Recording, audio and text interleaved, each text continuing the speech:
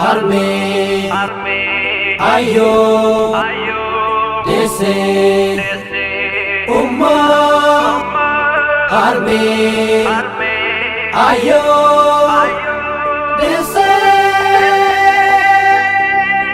harme ya hada ya dese nama hunda Rabbi sifarse chalchise gudda ol sikawate sadarka kefa gese makafi boda Rabbi no fitti anse ya hada hunda ummito dese diru kan simbadalu adunya gubanjiru lafente jabde lafeto qurtub jecha jazan kidacha amalu masif galcha ya hada harme umma dawiti jiru beka follala sirra argame maru Jaya jirenya ya gadisa wa mara Kella kelufna namu milkahe jira Qosada miti jabada barqonni ke Rabbi nu sanif jabese haqqi kanke Ayo jazanke walla kayamu miti badasa duga kenna rabbiti ati harme ya hada ya dese nama hunda Rabbi sifarse chalchise gudda ol sikawate sadarka kefa gese makafi boda Rabbi no fitti anse ya hada hunda ummito dese diru kan simbadalu adunya gubanjiru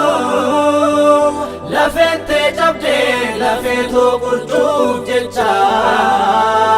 jazan kidacha amalu masif galcha Cinqaf darara heddu dan dama turte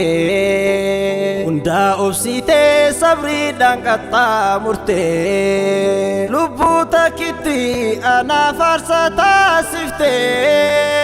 Ite guddifte nama nakite site Ora luka era kontu lame siti Bareda bifa kan kefitate nati Heddu midamte anan guddisuuf jette hirriba dhabde gursa halkaniin dhabde Osoo hifatiin qorraa fi aduu olmaan kee ayyoo keessa gombaduu ofii agabuu bultee nyaachiftee namooma baatee ana guddiftee lafaana kaaftee harka koo qabdee erkoo naaf taatee guddoo miidhamtee ilma koo jettee hogguu naaf yaada madaala kan kee eessan barbaada madaala kan kee eessan barbaada harmee yaa haadha yaadesse namaa hundaa Rabbiin si faarsee caalchisee uumaan guddaa ol si kaawwatee sadarkaa kee faageessee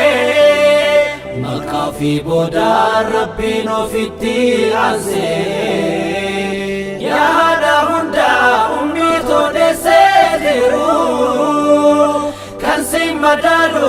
addunyaa gubbaan jiru lafeentee cabdee lafeetoo qurxuuf jecha jazaan kedacha ammalumaan siif galcha. Deettee guddiftee anaaf goote rahmata arrabni waan kee jecha kamiin dubbata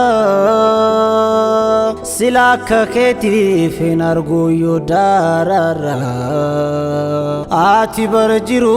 harmeessitu amarra bar jaalalli kee mi'aadha daa'imatarra hamtuu hin qabu talila kan kee garaan ilma koo jette anaaf oolte rahmata ummii too jazaan kee haa ta'u jannata irree siif tahee si haa jabeessu quwwaa jiruu gammachuuf umrii dheertuu siif hawwaa furtuun jannata si'iyoo si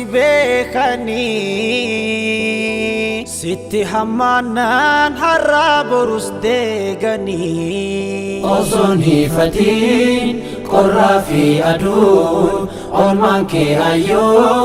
keessa humbaduu ofii agabuu bultee nyaachiftee namoomaa baatee ana guddiftee rakkoof gadadoon sitti tuulamee waan gootuu dhabnaan garaan raafamee cinqaadhaan dhamtee kuftee naaf jecha harmee jazaa kee rabbitu galcha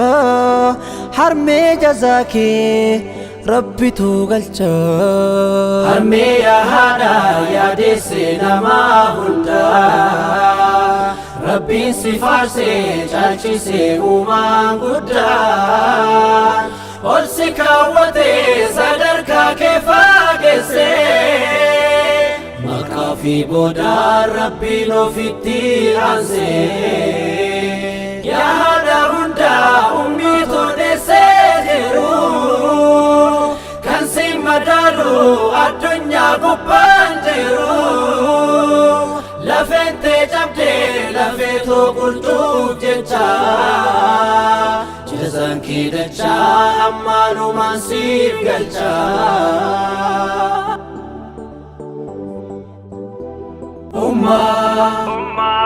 harmee ayyoo deessee